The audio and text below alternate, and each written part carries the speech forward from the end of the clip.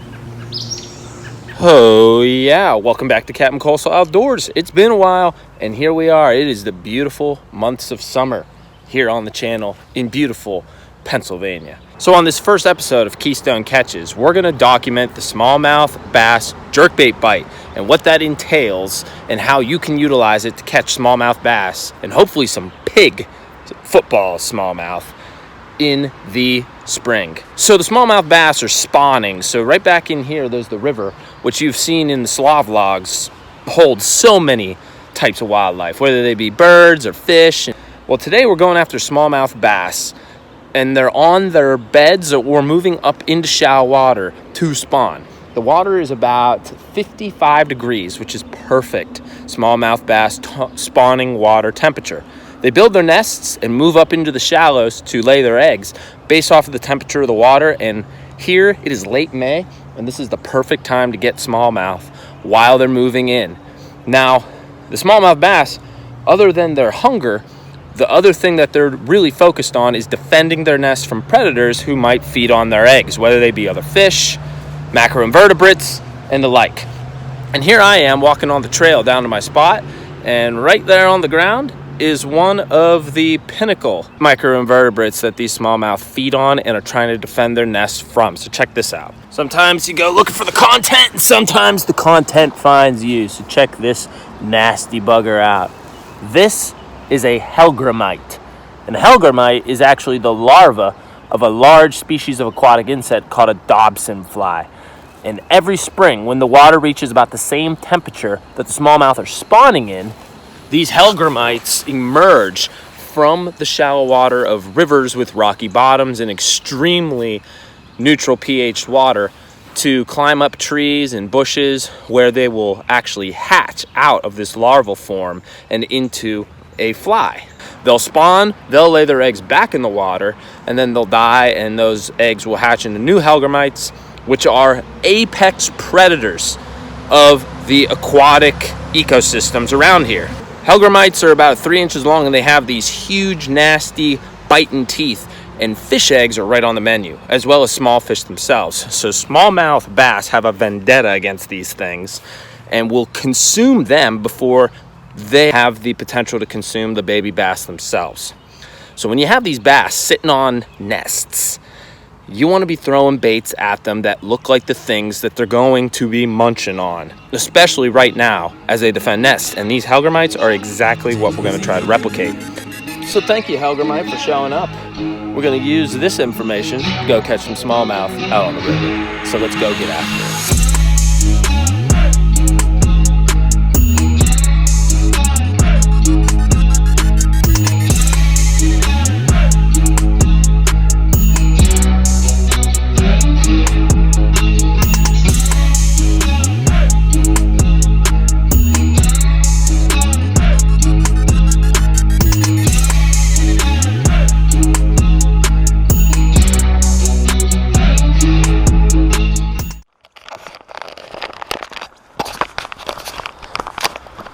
It's been a while since we've been on the old video camera.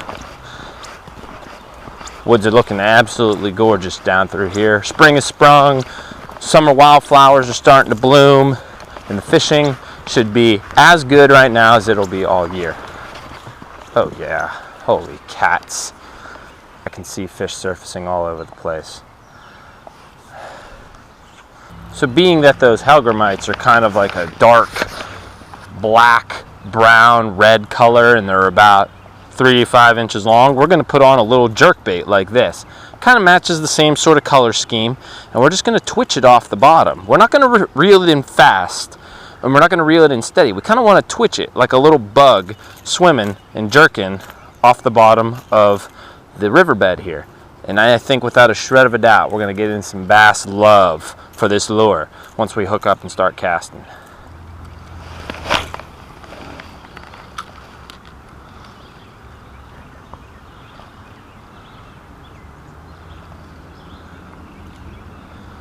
So you can see I'm just reeling and twitching ever so subtly. I'm not trying to look like a minnow swimming away from these bass. I just want to look like a little grub, a little hellgrammite, which just fell into our laps in order to get bass to try to bite our lure.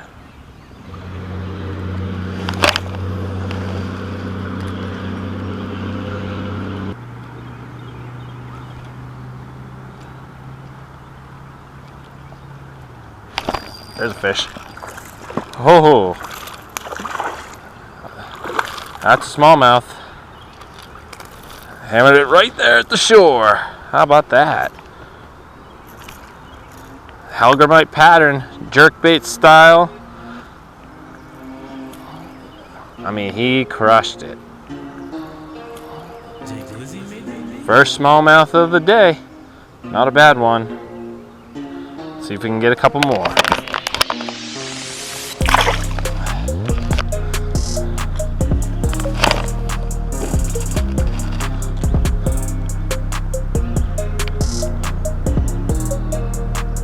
There's a fish. There we go. Smallmouth on the Ned. Oh, acrobatic. Look at the colors on this guy. We can bank yank him right in. Oh, and down he goes. Oh, that's 2. Such a subtle bite, but he was not intimidated. Just picked it up, started swimming with it. Probably picked it up and moved it off a nest, in all reality. There's one. Oh, shit. Yeah, I got one. Little one. Woo! Little bugger. Just a baby. Another one bounced off the bottom. So that's 3 smallmouth in about 20 minutes. And I just have the feeling that this is going to be a filthy day as we keep working and keep using the hellgrammite to our advantage. Just to see that guy told me what one of the primary forages are going to be in this river, which is what is known to be feasted upon by smallmouth across the country. So the fact that we have this knowledge kind of is a cheat code for what we were going to use for the start of the day. And so far, by modeling the hellgrammite, we have killed it.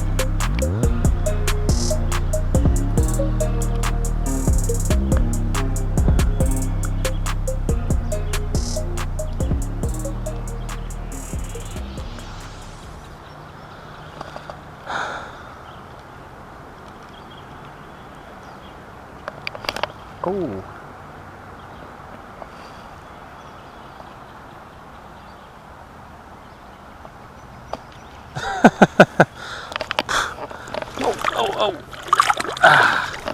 Well, there's another species of fish for you. That's a yellow perch. That little thing was following my grub all the way in. Now these perch are actually delicious to eat. A little small, but if you can get like a 13-incher, my gosh, tremendous. They're also a main primary forage for a lot of larger fish species. So if you take a look at this guy, you notice the orange bills and the vertical bars, very colorful looking fish. We're going to try to emulate that when trying to get some of these bigger fish to bite, because this is their forage. This is what they're going to feed on. So this little perch, another example of us going to be able to match the hatch today. If the hellgrammite bite doesn't work, the perch is next in line.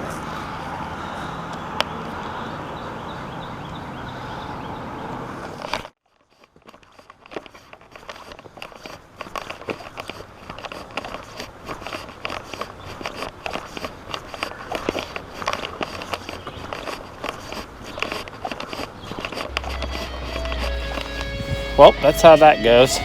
Caught some fish. Nice little first summer action on smallmouth. Nothing huge, but plenty of action. And it was all in the same pattern. That little hellgrammite led the way. He showed us exactly what we needed to do, because knowing that he exists here, that's what smallmouth are going to feast on. So, thank you for watching this episode of Keystone Catches, as we follow the hellgrammite to a smallmouth bite. Like and subscribe. Keep casting, and you'll be catching. Catch you on the next one.